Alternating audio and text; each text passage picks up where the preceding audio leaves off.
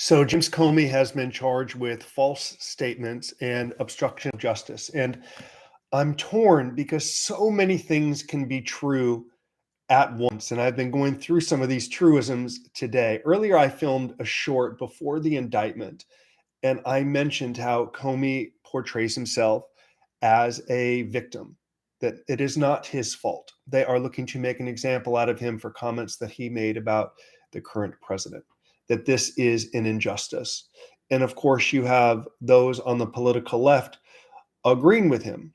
Here's the argument that I made earlier, and I'm hopeful that James Comey, who has massive amounts of resources, a social media reach, an education, a book, a reputation with or without this indictment, I'm hopeful that through this, he will have a greater sense of awareness of if he believes there was an injustice, that he could reflect back and think, okay, when I was FBI director, under my leadership, were there any injustices that were perpetrated against people who perhaps should not have been charged, or my agent should not have referred those cases to the US attorney? And in so doing, because they were referred, everyone, or most likely everyone who gets indicted, gets convicted under this thin slicing idea. We have born in biases, as Malcolm Gladwell likes to say. When you have United States of America versus your name, it's very hard to prevail at a trial because you have jurors that say, you must have done something. Why would they have indicted you? There is that bias. So perhaps James Comey, if you're watching this, I'm happy to offer you my advice. By the way, welcome to the White Collar Advice channel. I'm grateful that you're here. If you find value, please like and subscribe. I'm hopeful that he'll think, okay, there's an injustice, in my opinion, being thrown at me. And I have more resources than most and a reach, and I can go on TV tonight and put out statements and argue this is a political fight against me. Most people who I indicted were unable to do that. And many of those people's lives are ruined. They're destroyed because the collateral consequences of a conviction are devastating. Irrespective of time in a low or medium or minimum security camp, that can be the easiest part of the sanction, I would tell James Comey. Think about the charges you brought to people from the past. The easiest time could be prison. It's the collateral consequences that follow. And many of those people, I'm sure, are cheering your indictment today because they feel you brought injustice to their family, as you are now claiming injustice. Maybe you're more aware, sympathetic about the lives you helped destroy for cases there was no need to bring. So that's one truism as I see it. Another truism is it really necessary to bring this indictment? I think we send too many people to prison in this country at great taxpayer expense, and we are broke, people. I mean, the national debt, it's crazy. And I understand the government has unlimited resources, but I'd like to see some of these resources spent differently than indicting someone who apparently made some comments they claim from 2016. It's not a Democrat or Republican. We are broke, and these are resources the government is going to use to indict someone and potentially try to send him to prison. And here's another truth. It's not a prison case. So what's the point here? Here's another truism. There's always an excuse. Nobody ever does it. There's always a cop-out. It's always the other person's fault. So on the other side, I didn't do it. It's a witch hunt. Okay. Now on the other side, I didn't do it. It's a witch hunt. Does anyone actually ever say anymore, I did it? I'm sorry. This won't happen again. It is just continuing blaming. And then you have people feed that, and nobody has to ever accept responsibility. Then if convicted, you're the victim here, that you didn't truly do anything wrong. They were out to get you. So many things can be true here. And I think this is going to be a great spectacle that will probably lead to a conviction, because most people are convicted, a sentencing hearing that will not include any time in federal prison, a lot of time, a lot of energy, a lot of wasted money for what? Now let's talk about some mistakes that James Comey can make. And even though he's the former head of the FBI, it doesn't change that once you become immersed in a government investigation, you don't really take your own advice. You don't take the advice that you used to give to defendants, like you should speak with a lawyer, you should stay quiet. I know his daughter's a prosecutor. Like they know what to do, but when you feel like you are being singled out and made an example of, it's very easy to not take your own advice. I think we saw that with Letitia James, where she went on Joy Reid and said there might have been something afoot, but it's very hard to prove intent with mortgage fraud. It's like, as a prosecutor, she knows the last thing you should do is media attesting to your innocence. But when you feel as if you are being harmed and hurt, you want to go defend yourself. So I suspect Comey and his allies will go on the liberal left and talk about this injustice. This is all about politics and retribution. There will never be any, in retrospect, I could have done things differently, because again, as I said earlier, nobody really ever accepts responsibility. So even though he's the former FBI director, I know because I was once a federal defendant who went to prison, it's very hard to follow the advice of your lawyers who may tell him, like, to be quiet, to keep your mouth shut. Let everyone talk about it. It is not in your interest to go on television and talk about the indictment and what's coming, though I presume everything he does is pretty calculated. He will do that. But if he does that, he risks alienating the people who could determine if he's acquitted or convicted, like a potential jury, and people that are going to be assessing his credibility. His early focus should be his lawyer's success and hopefully getting this motion immediately like thrown out. I've read there's a statute of limitations. They're going to say that it expired. For that reason, it should get tossed, and they're going to ask that some evidence be excluded. Then there's going to be a trial. If God forbid they say it gets there, the person should be acquitted. Those are the next steps in the process. You should be focused on getting this thing thrown out rather than going into the media. But it's very hard when you feel as if people are attacking you. Our team has worked with so many people who, despite hiring really good lawyers and paying them boatloads of money, they don't always take their advice because it requires resolve, the not giving into temptation, keeping your mouth shut, understanding the perspective of a stakeholder. Who is a stakeholder for Jim Comey? It's a prosecutor that got a grand jury to indict him. And I understand the age-old cliche, you can indict a ham sandwich. Still, he was indicted by a grand jury. They're alleging that something is there. That is a stakeholder. The jurors would be a stakeholder, and a potential judge would be a stakeholder. His lawyers are stakeholders. And I don't know how well they're going to be able to get through to him and perhaps consider suggesting to him that it could be in his interest to accept some face-saving exit plea agreement, which would require him to accept some semblance of responsibility. I did this, I lied, I obstructed, I made a false statement. In the interest of everyone, I'm going to accept some plea agreement, maybe a deferred prosecution. I ain't going to prison. Have a nice day. Let's move on. Now, I think we've seen with some of these big, high-profile cases, nobody does it.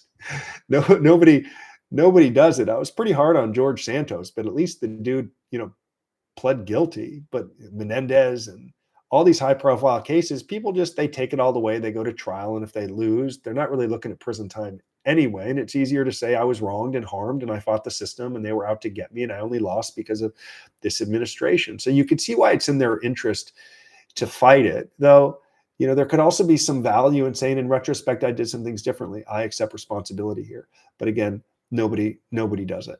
It would be a mistake to think that his past or previous reputation as FBI director or previous status absolves him from any wrongdoing or would shield him in front of a jury. We work with great people who have had astounding success. They made money, they've built businesses, they've been philanthropic, they've contributed, they've given back. But that doesn't change when it's your name versus the United States of America. The jurors are focused on the alleged conduct. So his reputation as a former law enforcement official running the FBI isn't going to shield him from, what's coming. I also think it would be a weakness if he lets the media run ahead of the court strategy, right? If it's all of his sycophants and enablers paint or portray him as a victim, that could be off-putting to people because there could be some value, as I said, and saying, okay, there's some things I could have done differently. I'm willing to accept responsibility. It's surreal for him, I know, to know that he's going through this process of having been indicted and going through the wheels of the criminal justice system and what comes next, like fingerprints, a potential mugshot, a DNA testing, meeting with the United States Marshals to go through an arraignment. When you go through that arraignment, you technically get credit for one day in jail. Then he's going to meet with a pretrial services officer, and pretrial services is kind of like probation before you get sentenced to prison. And they may actually put some conditions on him. Remember President Trump, when he was on pretrial, they tried to apply some conditions. It didn't work. So he was essentially able to go where he wanted to go. But that doesn't mean that they won't put some conditions on him. Are you working? What do you do? How much money are you making? Are you traveling? Are you leaving the country?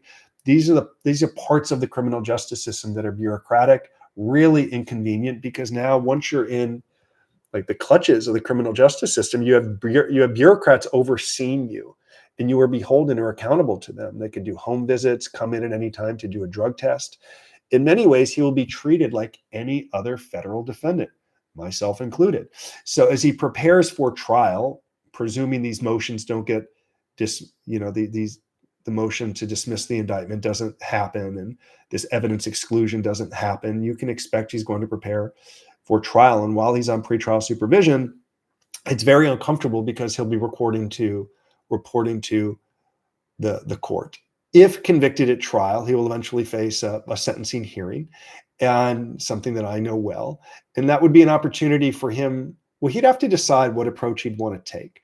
A number of people acquitted at trial fail to accept responsibility, of course, but more so, they choose not to say anything. I should say a lot of people are actually convicted at trial, then choose to accept responsibility before trial with hopes of getting a shorter sentence. They might not get the acceptance of responsibility credit, but that happens a great deal. That would not happen here. That much I can tell you. So in between a conviction, if it happened, and sentencing, there would be what's called a probation interview. And he knows all these things very, very well. That much I can tell you, where he would sit with a probation officer who would create a comprehensive assessment report of his life. And that probation officer would make a recommendation on a number of things, including, excuse me, the length of the sentence. The judge would consider that report at sentencing. Excuse me, I've been sick.